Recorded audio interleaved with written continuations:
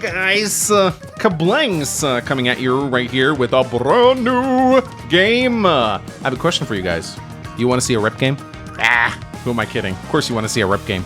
Let's see a rip game. In case you don't know, Rip is like one of my favorite players at the moment. He's a fog monster that is just blasting his way through the Advanced Wars competitive scene. He never seems to lose a game. Thanks to the new full screen plugin I'm using, we can actually view his full profile right here. 815 rating, absolutely insane. And you can actually see his like CO distribution pick here, which is interesting. He loves Eagle and Sammy, as you can see. Sasha is actually his most picked CO in Tier 1 after Eagle, which is very interesting. He also loves Drake, Andy. Picks just more than Adder. That's my boy right there. You can actually see a lot of cool stuff. If we go to his like league profile, you can see there's just a long line of W's right here. W, W, W, W, W, W. He just never loses. And you can also, if you go to history, for example, you can see what kind of units he builds and destroys the most of, which is actually very interesting. It's a lot of cool stuff you can see here. You can kind of go to a profile of a pro player and compare his playstyle to yours and see where you differ. Like, ooh, am I not building enough anti-air? How many anti-air is Rip building in fog games? Stuff like that. It doesn't paint a complete picture of skill, but it's something that can be nice to check out every now and then. Now, Rip is facing off against a good friend of mine in Kill Me Firsts. He's a player that kind of came onto the scene a little while ago, and he's really been punching his way up the ladder as of late, getting close to that coveted 1600 MMR. He won the third Quack Cup, which was played a little while back. So very strong player, loves Adder and Olaf, as you can see right here. And the map that they're playing on is called Remnants Betwixt which is a very, very interesting fog map. A very complicated reinforcement zones. You got harbors right here. You can actually see some black boat play, which is really funny. You got somewhat exposed HQ, so you want to be a little bit careful there. Usually the fighting takes place in the center here, or sorry, on the sides. Not much fighting in the center, but on the sides. Com towers that are sort of contested, so both players will have something to fight over. Now the matchup, you may be looking at this and going like, ooh, what's going on here? What is going on here? Von Bolt versus Olaf. Huh? So, Von Bolt was a Tier 1 CO in Fog up until quite recently. However, due to global damage dominating large fog maps to such an insane degree, Von Bolt and Javier were actually moved up a tier from Tier 1 to Tier 2 on large fog maps. So you will actually see both of them in fog maps right now. Now, I'm normally a Von Bolt hater. I really don't like him in live games, and I'm not a big fan of him in standard games. I actually don't mind him in fog. I think he is a lot more interested in fog because you can't just perfectly control where his Ex Machina lands, and I think in fog generally a lot of COs become a lot more interesting. Olaf, of course, is a very popular fog CO. His global damage, his snow, his ability to slow down the entire battlefield. Of course, this is not a matchup that most Olaf players are used to. Most of the time they go up against other Olaf players or Max or Eagle. But now, Olaf has to contend with that insane 10% attack and defense that Von Bolt gets. And when you're going up against a player like Rip, that's a very scary penalty. Like, it always feels to me like it's so scary going up against a better player when they also have a CO with a stronger day-to-day. And there's something intimidating about that. If you're stronger than your opponent, you can sort of comfortably rely on global damage, but against a player like Rip, it almost feels like the global damage is not going to be enough. You also got to take good engagements. So, ladies and gentlemen, I thought we'd just jump into this game and take a look at these two incredibly strong players going toe-to-toe. Let's have fun with another Rip. I almost said grit game, but no, Rip game. So, both players are going to start by capturing their neutral base in the center right here. There's also an airport and a harbor, which both players want to try and grab. Kill Me First actually goes for the airport really quickly. I think Rip will probably do the same. Yes, he will. One of the things we love about Rip that is just so much fun to watch is how he always goes transports. Of course, he does love playing Sami, but this is not a Sami game. Picking Sami in Tier 2 Fog is daring even for Rip, I think. But I dare say we're still going to see some transports because, as you know, Rip loves his transports. And this is a very transport-centric game. Kill Me First, actually, opening a transport copter. Maybe he knows he's up against Rip, and he knows that Rip goes transport, so he's like, fine, I'm gonna go transports too. Maybe he's watched some of Rip games. Yeah, look at that. Look at that. You know, I am so happy, and I really do think that this is something that is gonna start to change in Fog right now. I think Rip's playstyle is incentivizing more people to build transports in Fog. I know this is something that D just has talked a lot about, like how transports really should be utilized more in Fog, because, of course, you can hide transports in Fog. Your opponent will not know. If you build a transport in Standard, they'll immediately see it, they'll spam tanks, and you'll have a really bad time. But in Fog, you can really get away with it. You can play a lot more sneakily. So very nice to see more T-Copters being utilized in competitive play on the highest level. I'm hoping that this is a sign of things to come in the metagame. Love to see those boosts, of course. Advanced Wars by Web, of course, have those boosts where you can drop off the same turn as you load in. That's not something that's in the base game, but it's something that Advanced Wars by Web, it was a technical limitation at its time, I think, that they weren't able to get rid of. And then when they were able to change the code so that you could actually avoid boosting, people had grown so fond of the mechanic that they didn't want to change it. And at the moment, I actually think it should stay. I think honestly the next Advanced Wars game should have boosting, because it's just more fun. Yeah, it doesn't make a lot of logical sense, but who cares? It's fun. Like, this is...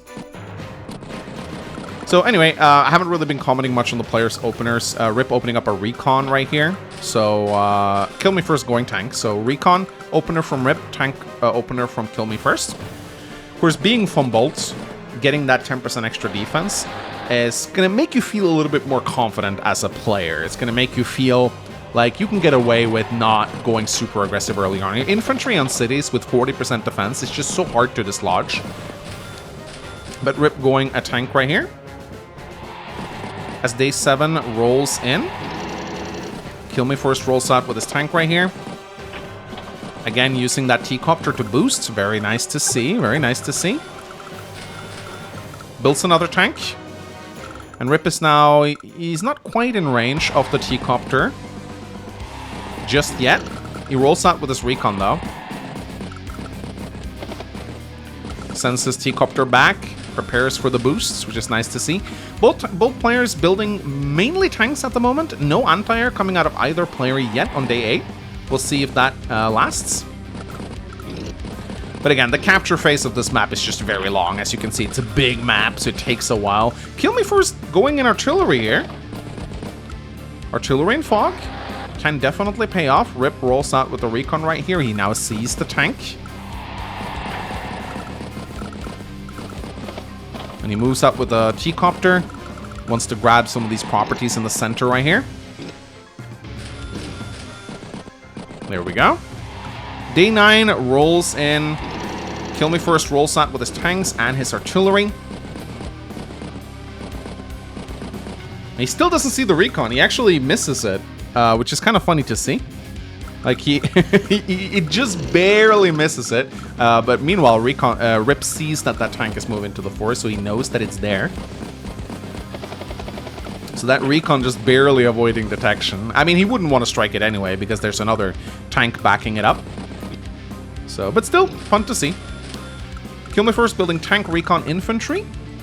And Day 9 rolls in. Still no anti-air from either players. This map has 2 airports, so battlecopter spam is can be very prevalent here. And Olaf is a very good battlecopter CO because of the snow and the global damage. It's hard to repair your air units. Oh, Rip actually takes a shot here, reveals the tank, and he's probably going to take a shot at it from the road. Yes, he is, ladies and gentlemen. And Kill Me First does not have a tank in range to back it up, so Rip gets the first strike. Sure, it's road into forest, but Rip is Fumbolt, so he gets the firepower and defense bonus. So this is a favorable engagement for him. Really well played by Rip. Immediately spots the tank and capitalizes on that early advantage. He knows that Kill Me First is probably not going to have another tank in range.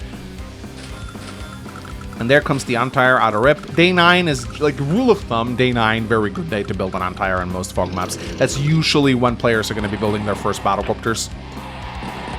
It's always good to have it out sooner rather than later. So let's see what Kill Me First decides to do here. Both players are equal in capture at the moment. Builds another Recon, actually. Using the T-Copter to evacuate. Oh, still goes for the Com Tower. He's feeling feisty. He's got 3 tanks, though. 4 tanks and a Recon in range, so he's probably feeling like he can get that Com Tower. Rip, meanwhile, is going to get his Com Tower without any problems, because Kill Me First is focusing a lot of his forces down here. So Rip now has the Com Tower. The question is he going to interrupt this, or is he just going to let him have it? He is just going to let him have it, it seems. So he's like, okay, that's fine. You know what? I actually see this a lot in the lower levels on Global League, is players overcommit to try and take your comm tower. I once played a match against a guy who kept trading poorly into me in order to keep trying to get my comm tower. And he just threw away tank after tank after tank after tank, trying to delay the comm tower capture. It's not that big a deal. 10% firepower, sure, it matters. It can matter in certain engagements. It's not worth throwing away units over. So Rip recognizing that, not deciding to go for the interrupt here. He's like, that's fine, you can have it. I have my comm tower, you can have yours. Kill Me First rolls out with the Anti-Air right here. No Battlecopters out of Kill Me First yet. I'm expecting to maybe see some yeah, there we go. So both players now have a Battlecopter. But so far, we're on day 11. No major engagements have been taken yet. Kill Me First is focusing heavily down in the southern area right here. Rip is being very patient. He's not overextending. Day 11 rolls in. He goes in with the recon. See what he can see. He's not gonna let Kill Me First have these though, and this is the benefit of having 10% extra firepower. Guaranteed 2 KO hits on the cities. So this is one of the strengths of Funbolt. But this is a huge map, guys. Global damage is going to be massive here. So Rip now decides to go for these 2 captures. Funbolt's captures are very hard to interrupt. And builds a recon tank, infantry, and a battlecopter. So unit count is very high right now. 35 for Rip. Kill Me First probably going to have 35 at the end of this turn as well.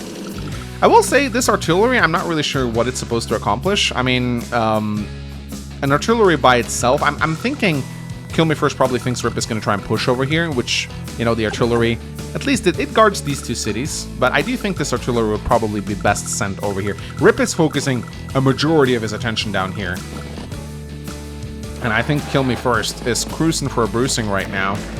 He really doesn't want to. He gets a nice shot from the city right here. Takes out the recon. 6-7, man. That 10% defense is so disgusting. There we go. Can't kill the infantry. Even with the comm tower. I mean, even with the comm tower and temper, even with 2 comm towers, he would not have a guaranteed 2-hit KO on Funbolt's infantry on cities, which is just goes to show how disgusting that 10% extra defense is. Kill Me First taking up to a Neo tank now. I like to see it. But if you look at their captures right now, Kill Me First got 22 properties to Rip's 26. So Rip is really, and he's about to capture a lot more. 2 more, in fact. 28 to 22. So Rip's capture game has just been a lot better. He's been utilizing that early day-to-day bonus. And now Kill Me First is about to enter a brawl that I don't think he'll be able to win. So really Rip forcing a lot of engagements down here now, really taking advantage of that firepower bonus. Does move in with the Battlecopter. Kill Me First has anti-air. But I mean, just look at this death ball right here. It's so intimidating fighting into this death ball. Actually gets himself trapped on an infantry here. Builds an artillery, recon tank, and Battlecopter. So Kill Me First is the one taking up right now. Rip is not. Rip is focusing on unit count, which is, I mean, going a lot of units against Olaf does mean global damage is going to be better. But Kill Me First, he actually goes for the hit here. Oh my god, a 4 HP tank only does 1 HP of damage. That is so disgusting. He kills the Battlecopter. And I don't think he can get his power this turn. But he's still taking some good engagements here. Finally the artillery is still kinda out of position. Takes out another tank. It's a good attack from Kill Me First, honestly. He's bringing in his recon and his infantry. This artillery still don't really know what it's there for. I think he's, I mean, again, he wants to prevent these cities from being taken, but this artillery is really out of position, I think. Day 13 rolls in. We're probably going to get the Winter Fury next turn. Rip is still 6 cities ahead of his opponent, though, which is massive. So here comes the counterattack. Recon rolls in. He is taking out unit after unit after unit. Anti-Air goes in to kill the Battlecopter. And is he going to be able to see? He sees the artillery. He does see the artillery, but the artillery is very out of position. Ooh, that is painful. Oh, so many good hits from Rip this turn. This is pretty crazy. All right, ladies and gentlemen. Well, that was painful to watch. Kill Me First now has 86k to Rip's 116k. But ladies and gentlemen, it's time to press the button, and immediately. I don't think we actually see the values update right away, because he's still at 116k. We will at the end of the turn, I think. So global damage is disgusting, no matter who you're fighting against. And we're gonna take a look at these values at the end of the turn, see how they shift. It's not a devastating Winter Fury though, like it's mostly defensive in nature. Kill Me First is actually pulling back here for the most part. But you can see that, like, he equalized the lead. I mean, it's now 105k to 94k, so, you know. The problem is, Rip is still 6 cities ahead.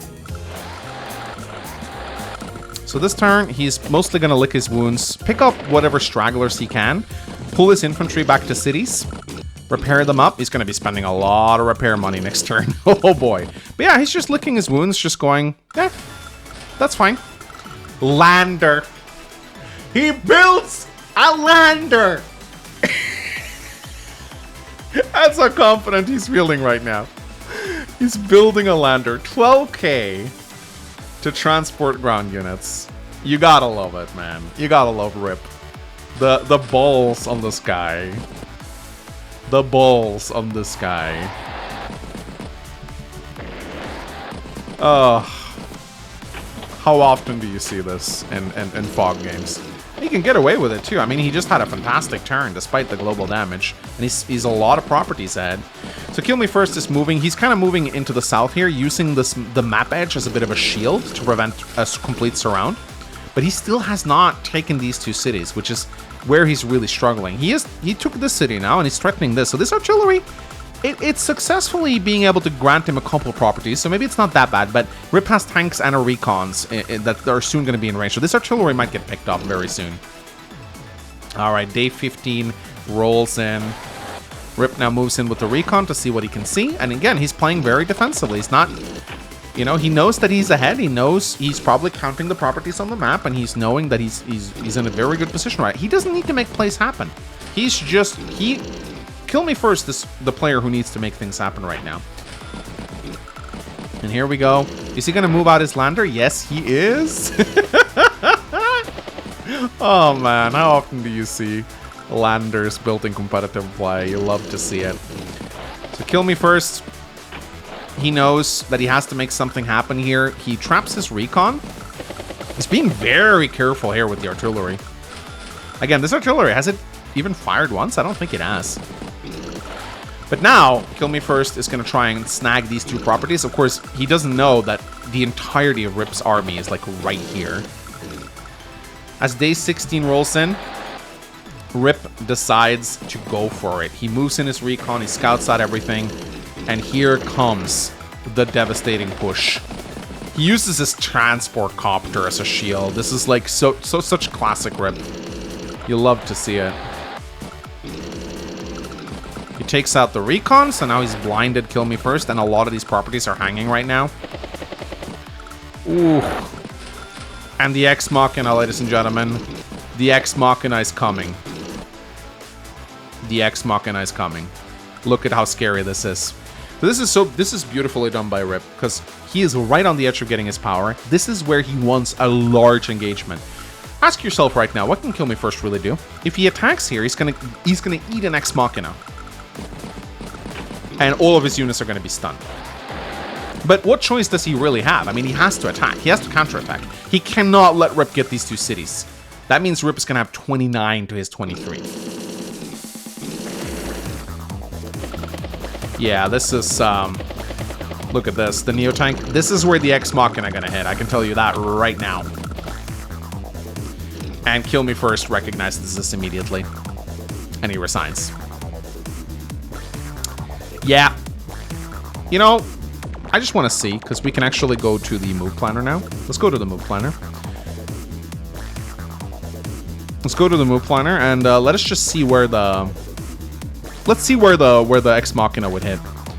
So we go to Von Bolt. We select Black Hole.